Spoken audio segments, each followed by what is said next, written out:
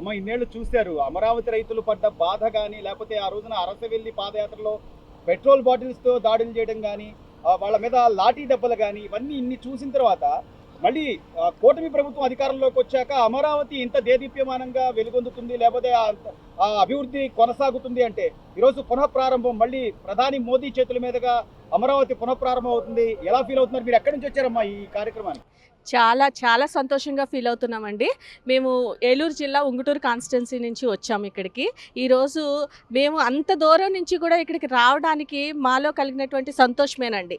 ఎందుకంటే గత 5 సంవత్సరాలు జగన్మోహన్ రెడ్డి అమరావతిని ఏ విధంగా నాశనం చేశాడనేది మనందరం చూసాం.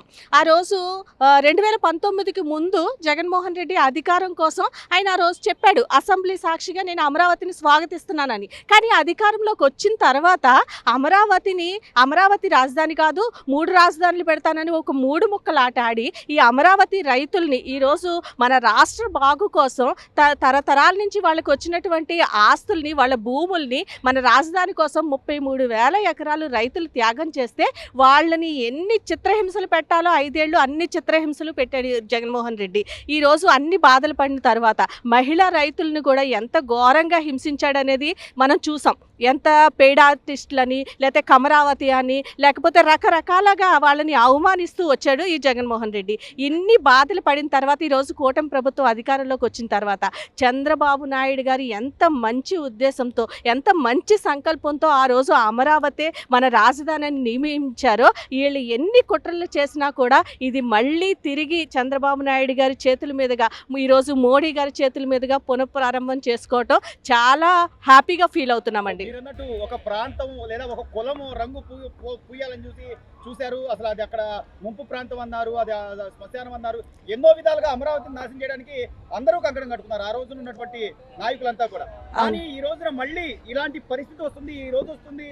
ప్రజలందరూ కూడా, ఆంధ్రప్రదేశ్ ప్రజలందరూ కూడా గమనిస్తున్నారు ప్రతి ఒక్కటి అనడానికి మొన్న రిజల్ట్ కానివ్వండి, ఈరోజు పరిపాలన తీరు కానీ ఇదొక ఎగ్జాంపుల్ అనుకోవచ్చు అంటారా? Best example. ఖచ్చితంగా అండి, ఖచ్చితంగా ఈరోజు మళ్ళీ వస్తుందనే చెప్పే ఈ 5 సంవత్సరాలు కూడా మేము అందరం వెయిట్ చేసాం. ఎందుకంటే జగన్మోహన్ రెడ్డి పాలన ఎలాగుంటుంది అనేది ఆయన అధికారంలోకి వచ్చిన ఒక్క 2-3 నెలల్లోనే ఆయన పాలన ఏంటో మనకి తెలిసిపోయిందండి. కాబట్టి ఖచ్చితంగా మనం మళ్ళీ అధికారంలోకి, చంద్రబాబు నాయుడు గారు మళ్ళీ అధికారంలోకి వస్తారు, అమరావతిని మళ్ళీ రాజధానిగా తీసుకొస్తారని చాలా వెయిట్ చేసాం. ఈరోజు ఆ కళ నెరవేరుతున్నందుకు ఒక్క మాటలో చెప్పాలంటే అమరావతి ఈరోజు ఊపిరి పీల్చుకుంటుందండి. సో చివరిగా అమ్మ, అంటే మన పిల్లలు కానీ లేకపోతే ఎవరైనా సరే ఎక్కడికో విదేశాలకు వెళ్ళి ఉద్యోగాలు చేయాలి, లేకపోతే మనం వలస పోయి ఎక్కడికో వెళ్ళి పనులు చేసుకోవాలనే పరిస్థితి నుంచి ఈ రోజున అమరావతిలో రైల్వే జోన్ అని కానివ్వండి, లేకపోతే విమానాశ్రయం రూపకల్పన గారండి, ఇవన్నీ ఆలోచిస్తుంటే ఎలా అనిపిస్తుంది అంటారు?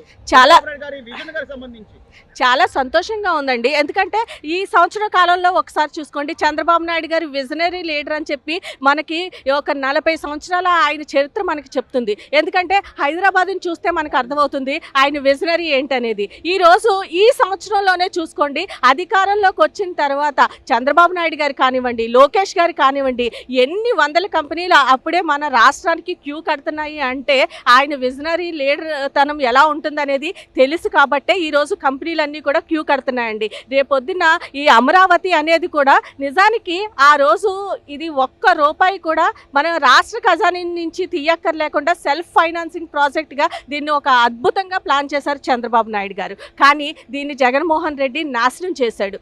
ఈరోజు మళ్ళా అధికారంలోకి వచ్చిన తర్వాత చంద్రబాబు నాయుడు గారు ఈ అమరావతిని డెవలప్ చేసే విధానం కానివ్వండి, రాష్ట్రానికి కంపెనీలు క్యూ కడతాం కానివ్వండి, ఈరోజు రేపు మన రాష్ట్ర యువత భవిష్యత్తు బంగారు బాట వేస్తున్నారు అనేది ఈరోజు అందరికీ కూడా, దేశం అంతా కూడా చూస్తుందండి. హైదరాబాద్ని తలదన్నే రాజధాని మన అమరావతి కాబోతుందండి.